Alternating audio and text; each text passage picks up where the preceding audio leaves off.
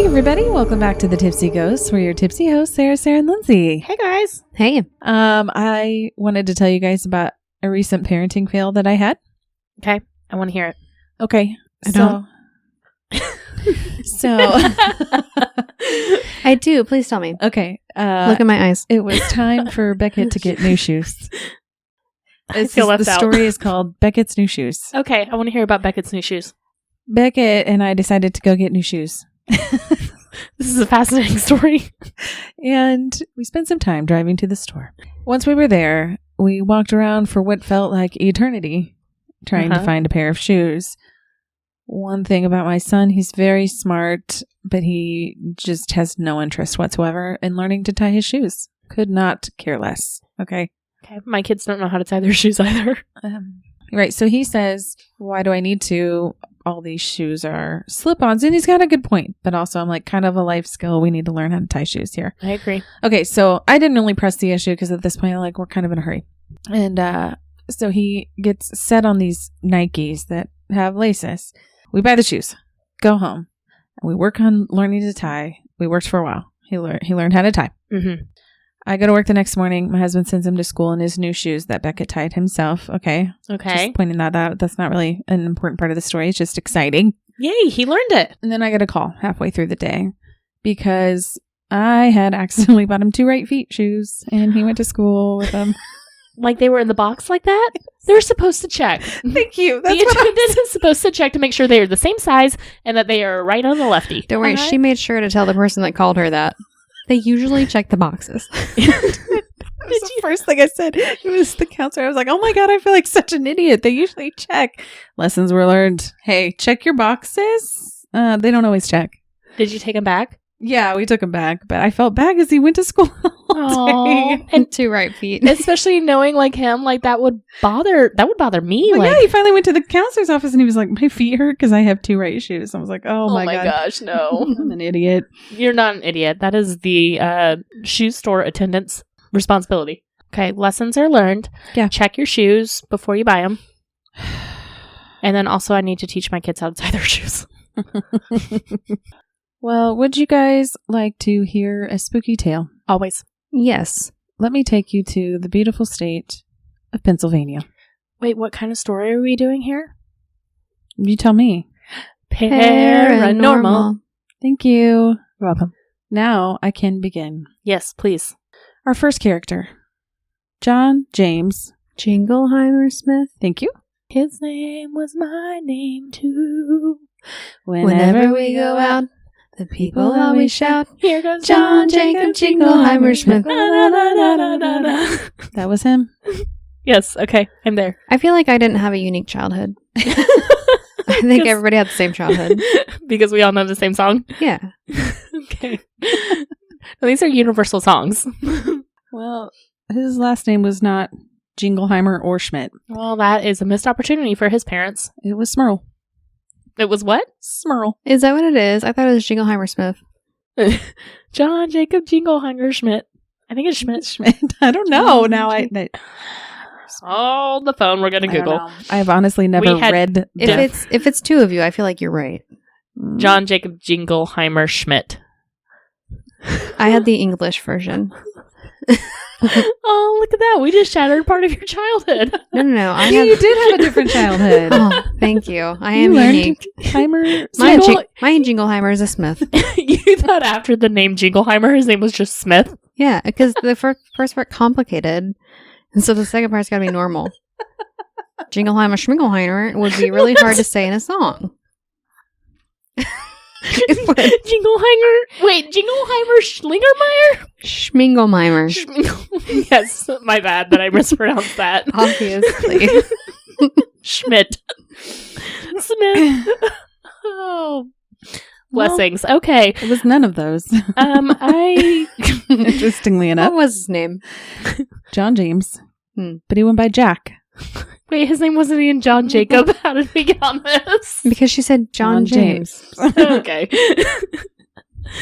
Okay, John James, and he went by Jack. He went by Jack. His last name is Smurl. Smurl. Jingleheimer Smurl? No, Smurl is a terrible last name. Doesn't roll off the tongue. Smurl. Is it Smurl or Schmurl? Smurl. Oh, Lord. Smurl. What's Now you've made it struggling? Hi, Mr. Smurl. It's Smurled. I'm pretty sure I win the red on that one. Mr. Smurl. Beautiful. You gotta say it just like that, too. Well, Jack. Yeah, Jack. Let's just call him was Jack. born December 19th, 1942 in Wilkes-Barre, Pennsylvania to parents John and Mary.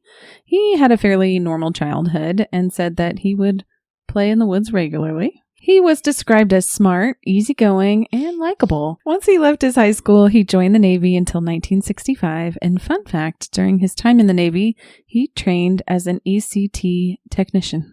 Ooh. And he loved it. What does ECT stand for? Electroconvulsive therapy. Thank you. Thank you.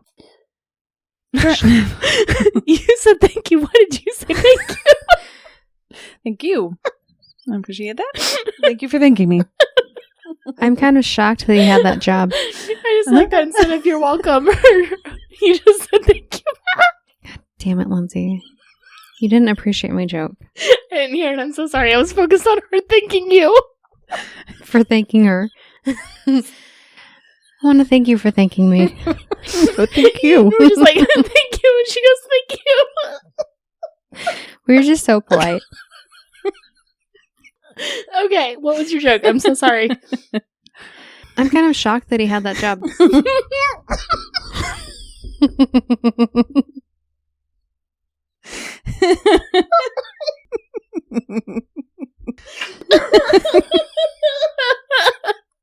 I should have seen that coming.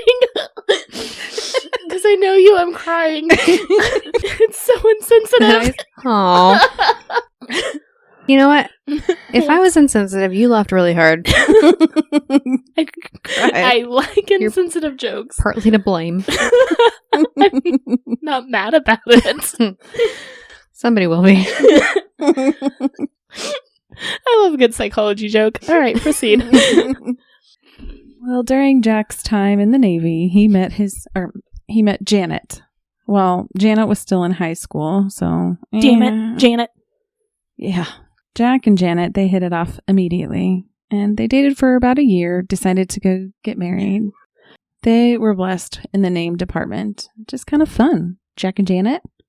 Smurl. Jack and Janet Smurl. Went up a hill.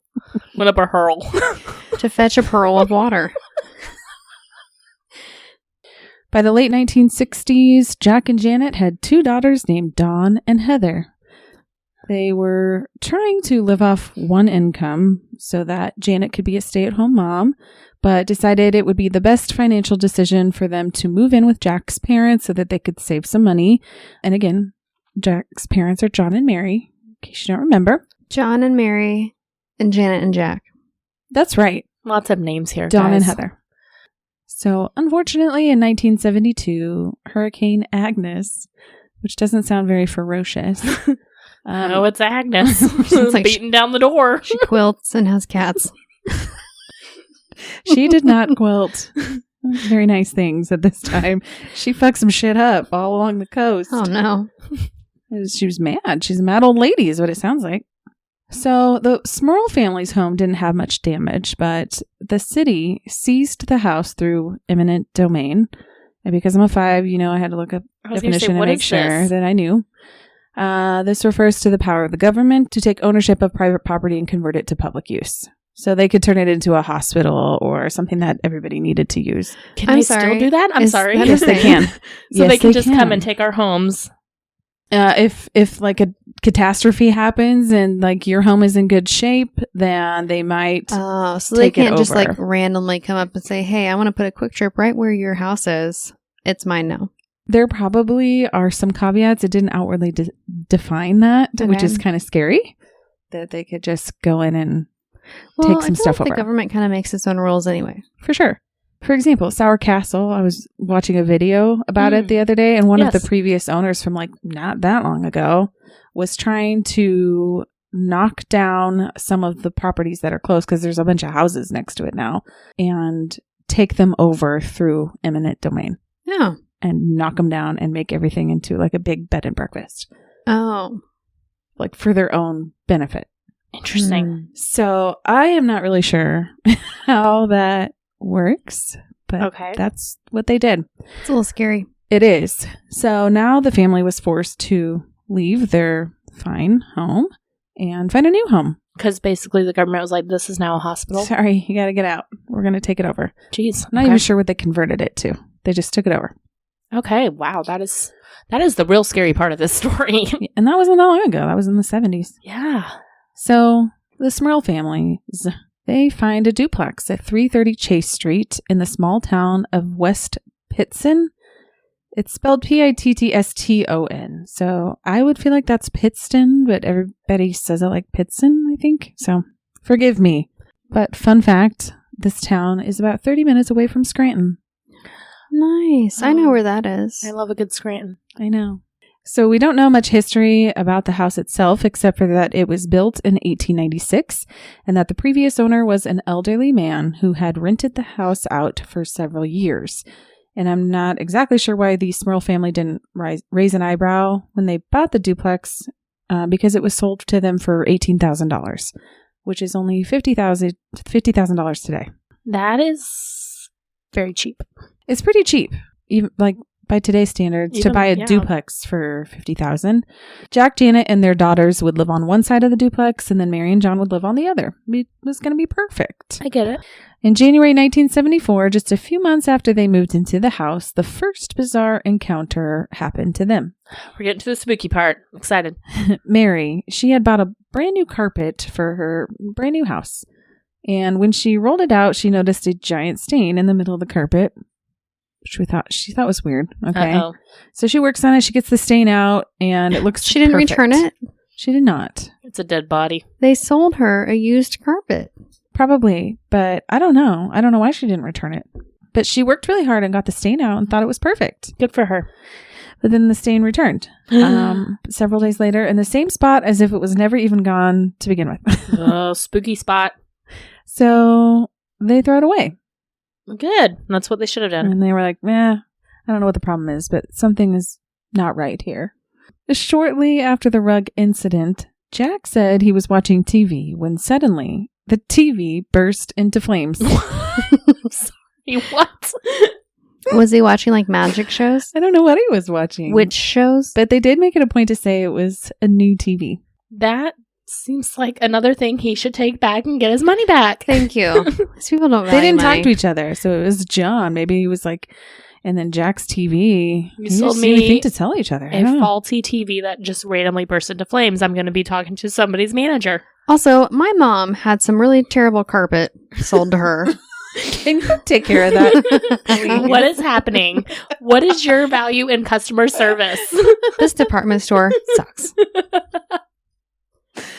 Aisle 9, we got the carpet. Section 23, we got the TV, and they're both terrible. They were Listen. terrible. And I have bad news because there are more terrible things. Sears. It might have been Sears. I worked there for a while. In the men's department. In the men's department. Thank you. I remember that. So Jack kind of just chalked it up to faulty wiring. And he said, I wasn't really much of a handyman. And I was responsible for doing a lot of this, hooking the TV up. But You plug it into the wall. well, It they might had have to been more put those complicated back then, cables yes. back in there. I don't know. The red, yellow, white. You had to change the tubes out, right? Yeah, I don't know if he had to do that or Back not. in the 70s, the TVs were probably more complicated. I can understand that. Okay. But they did say that, the house had passed all their inspections, so that was kind of weird that happened. But soon after the TV fire, their new electric stove caught fire. What? And then Jack's brand new car caught fire. His car caught fire? Yes. In the driveway?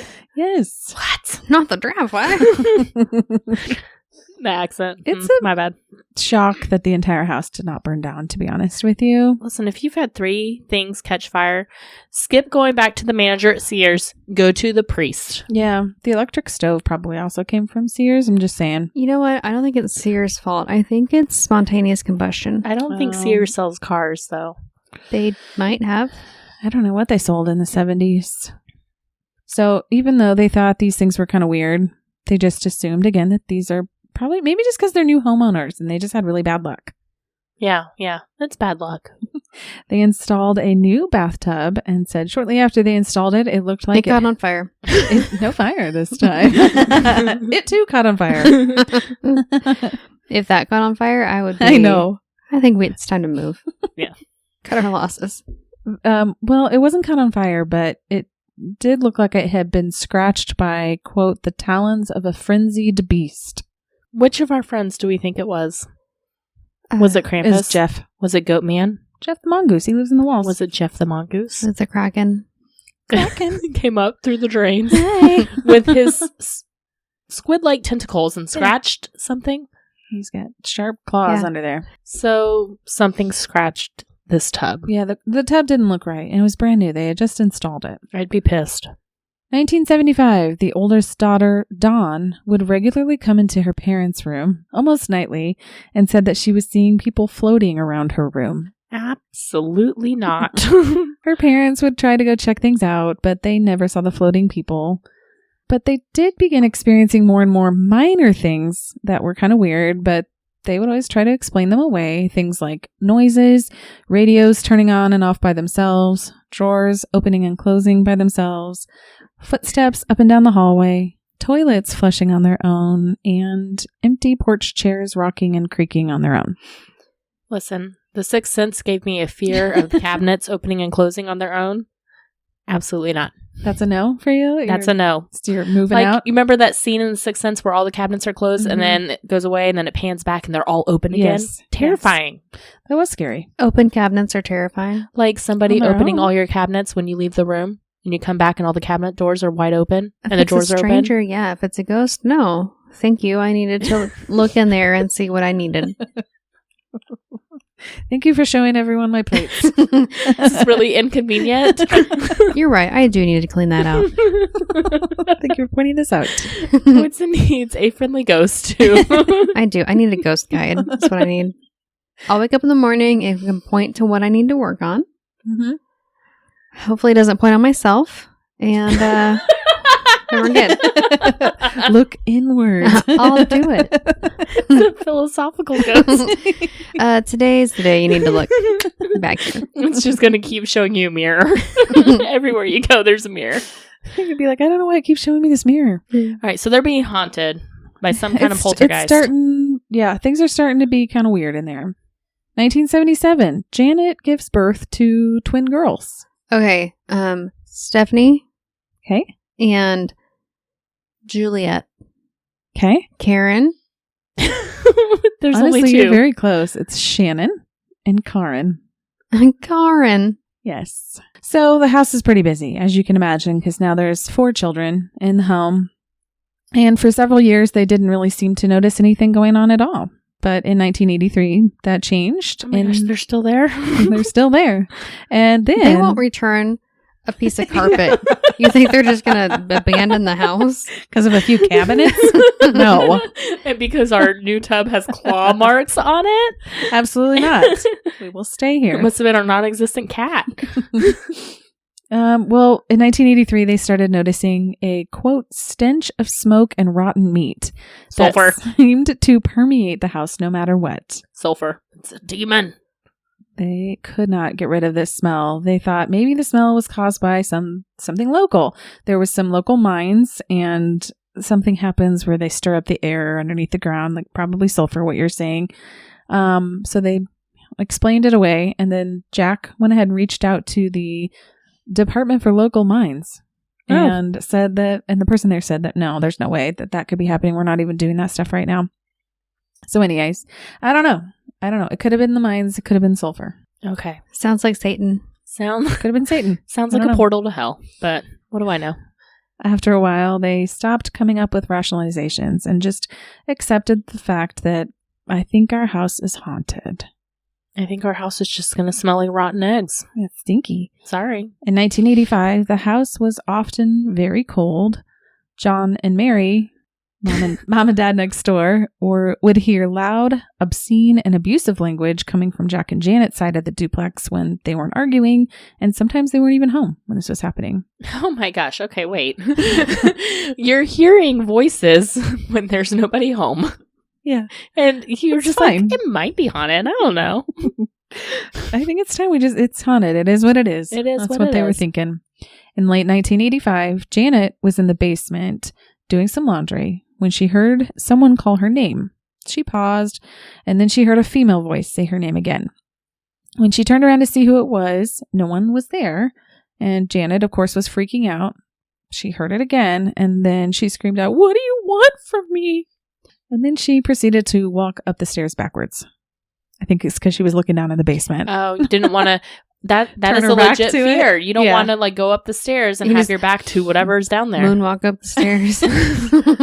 Well, the first time I heard it, I pictured it because they didn't say walk. They said went up the stairs backwards. And I was picturing You pictured like, Exorcist. Yes. in reverse. Yeah. No, I Which is get it. awesome. Bent over and crab walked up Yes. the You either stairs. walk up backwards so you don't turn your back, or you run up the stairs. It's a legit fear. I mean, I get it too. So anyhow, when she got to the top of the stairs, she heard her name again. And this freaked her out so bad that she fell to her knees and began praying immediately. February 1986. One morning after Janet had gotten the kids to school, she was ironing in the kitchen and said that she felt a sudden cold rush of air into the room. She looked up and saw a, quote, black human-shaped form about 10 feet away. She later said, "To be honest, I wasn't sure at first if it even existed. I knew that there was a possibility that I was hallucinating or something, but then it started moving towards me, and I knew then and there's no doubt about it, the thing, whatever it was real." She said that this thing had no facial features, and that eventually, when she was staring at it for a few minutes, a cape grew from its back. It's a super spooky guy. Super spooky! I'm super spooky. With no facial feators. Or No a facial vampire. features. Ooh. Ooh, or I like that better. could be. Unfortunately for the Smurls, things got worse. Well, of course, because if you haven't decided at this point it's time to leave, It they're just never leaving. progressively gets worse for them, unfortunately. On the night that Heather was to be confirmed at the church, a large ceiling light crashed down onto their daughter Shannon, which nearly killed her. Oh my gosh. It nearly killed the girl. But it didn't. It didn't, though. It didn't. This is a good I scare. don't know. I just pictured as a random person just like minding their own business Yes. and like how I'm picturing like a chandelier, like That's in what I movies, pictured, would fall. then yeah, I don't know. Sorry, Shannon. But she's okay, I think. They also said that Jack levitated. I'm not sure if they said it at the same time, because that would be really funny. I'm sorry, what? He levitated. He levitated. Light It is time to get just out. fell. It is time to leave the house. It's time to go. As he rises, the light falls on Shannon. If anybody in my family ever levitated, I'm like, yeah, it's time to go. There's no explaining that. No, we need to go. You're on your own, kid. Yeah. They hung around far too long, in my Yeah. opinion. If you hit levitation, you have been there too long. Well, in June of that year, Oh my gosh, they're still there. oh yeah, they're still there. Janet was yanked out of her bed, and at this time, Jack began That's not funny. gagging. It's not funny. No, I'm laughing because why are they still there? They're still there. And you weren't. You laughed after Janet was yanked out of her bed. Because why are Probably you still her. there? Get out of the house. You know, at this point, yeah. I don't know why they're still there. They've had plenty of red flags here. Well, she was yanked out of bed, and Jack began gagging from a disgusting smell that took over the room. Oh my gosh. I just picture a cat gagging. He's coughing up a hairball. His wife is being dragged by some unseen force, and he's just like, excuse me, I got something in my throat. It smells like shit in here. I can't help you, honey. The smell is so bad that I literally cannot even. Did you fart, Janet? Janet, where are you going? It was like a fart transplant. You don't fart and just leave the room. Janet Dutch ovened the shit out of that bed. Yanked.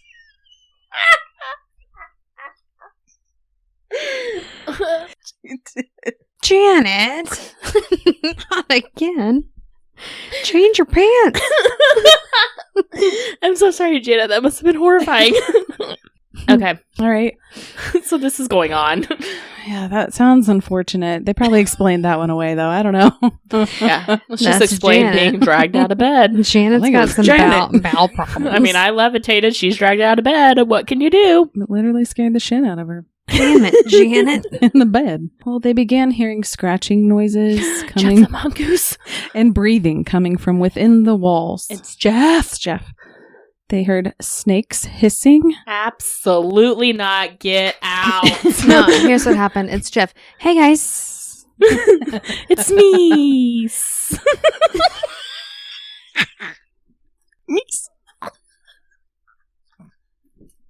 I had to put an S on the end of that.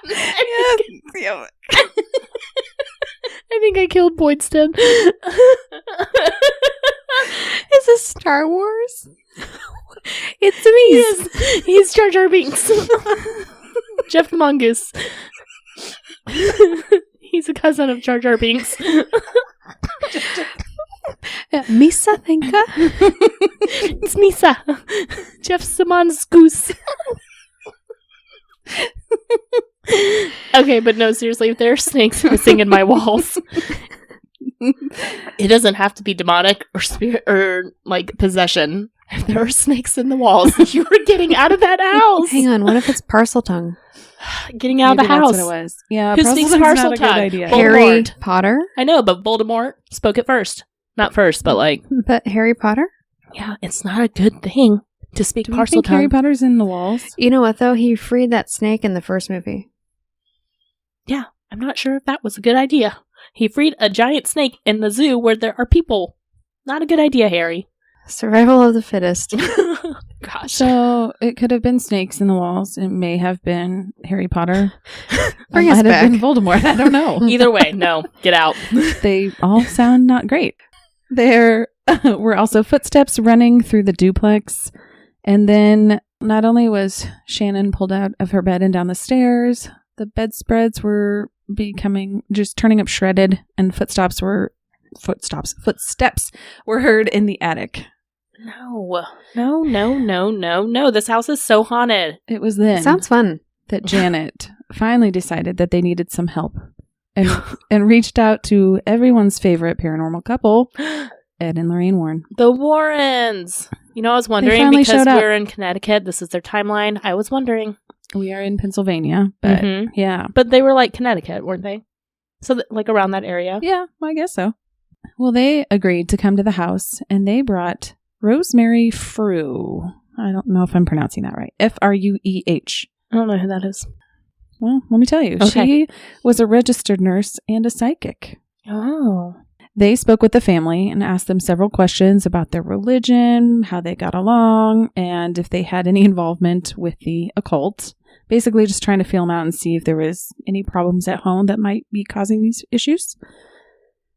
The Smurls were adamant that they did nothing to invite any supernatural forces into their home. After investigating the home, the Warrens and Rosemary determined that there were 4 evil spirits. 3 of them were not really a problem, but the fourth was a demon, of course. I knew it. Since the Smurls had not done anything to invite this demon into their home, the Warrens decided that the demon had probably been dormant for several decades and had risen because of the emotional energy from the girls that were going through puberty in the house. I'm sorry. So Hold on. Demons are like the chicken pox virus that You can need just to lay watch dormant. out for your household because apparently puberty can trigger a demon. Yep, all those people out there who have girls going through puberty, watch out. Puberty. You might summon a demon. Yep. You need an exorcism. The Warrens tried to get the demon to react, mostly through some form of religious provocation, and the demon responded by shaking the mirrors and opening the drawers and then spelling out, "You filthy bastard, get out of this house." Oh, It's a Big- long sentence. big phrase. I wonder how they spelled it out. The Like on TV Ouija board? SpaghettiOs. Like, what did they do? Like the letter blocks on the refrigerator? Mm-hmm. The TV also seemed to have an eerie glow that only went away with prayer and holy water. It's like poltergeist. Mm-hmm. Things didn't get better. Of at the course not. household. Nothing is getting better here. The family claimed that they were hearing now pig sounds coming from the walls, and that now Jack and Janet had been slapped, bitten, and viciously tickled. And had a big craving for bacon. Okay. You've got snakes in your walls. Hold on, you skipped over viciously tickled. You've got pigs in your walls. And what is viciously tickled? That was my third question. Honestly, though, I get it. I'm super ticklish, and whenever I get tickled too hard, it's like, it's too much. That sounds vicious. I just have never heard anybody describe it as that. Jack claimed now to have been attacked by a succubus. Oh, no, Jack. That appeared as a young woman, but was actually a very, very old woman. Oh, gross. All of this is so bad. Also, Janet now has said that she has also been attacked by an incubus. Oh, okay. Both of them. Got it. Great. Okay. The Smurls decided to get some help from the church and called in Bishop Robert McKenna, but this only made the demon more mad. Now the children were experiencing physical attacks from the entity, and Ed Warren felt that the entire family was in the second demonic stage, which is oppression. Things are not looking good. They're only in the second stage. In August of 1986, the family decided to do an interview with the local newspaper, which created public interest in the house and what was supposedly going on inside of the home. Paul Kurtz, the chairman of the Committee for the Scientific Investigation of Claims of the Paranormal, and he asked to investigate the home, but he was denied because the family felt that the committee had already decided that the story was fake and they wouldn't believe him. Oh, okay. Paul later wrote an opinion article and suggested that there were natural explanations for what the family was experiencing. He also pointed out that there was no police record of Mrs. Smurl making a complaint, even though she claimed to have done so on several occasions. Paul also thought that one of the main motivators for the so-called haunting was probably to get a movie contract and make some money, which, spoiler alert, that does happen for them. Ed Warren called a press conference and stated that he recorded some quote-unquote paranormal sounds that sounded like groaning and grunting. No, don't go there. Let your mind think what you want. And he also said to have captured a video of a dark shadow moving through the house.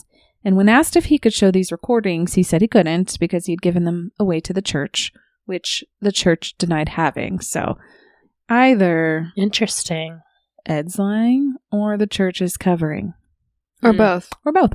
The Smurls contacted another medium named Mary Alice Rinkman, who examined the house and said that there were 4 spirits in the home. So kind of reiterating what Ed and Lorraine had already said, the spirits were a confused old woman named Abigail, a man with a mustache, and his name was Patrick. Patrick had murdered his wife and her lover and then was hanged by a mob. Ew. She could not identify the third spirit and said that the fourth spirit was a powerful demon. So there you go. So Bishop McKenna, he comes back for a third time and performed an exorcism in the house, and this time it seemed to have worked for about 3 months.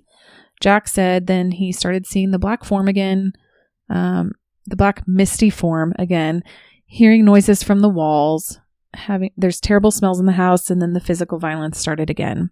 Jeez. They finally decided to move out of the home and move to another town completely. Finally. A town About without a Sears. They didn't even say. Get away from Sears. The family themselves had to have one more final exorcism by the church in 1989, and then finally they felt that they were at peace. After this whole ordeal, they wrote a book called The Haunted, which was released in 1988, and there was a made-for-TV movie called The Haunted, and it was released in 1991. This sounds familiar. I've seen it. I didn't have a chance to watch it, but I will. Okay. That is the Smurl Haunting. I have never heard of that one of the Warrens. I hadn't either, and it sounds like kind of a big one, so I don't know how I missed that one for so long. I mean, yeah, it sounds like one of the ones that could have been in the Conjuring universe. Mm-hmm. All right, guys, thanks so much for tuning in this week to our paranormal episode. You can always find us at thetipsyghost.com with our socials linked from there, or send us an email at thetipsyghost@gmail.com.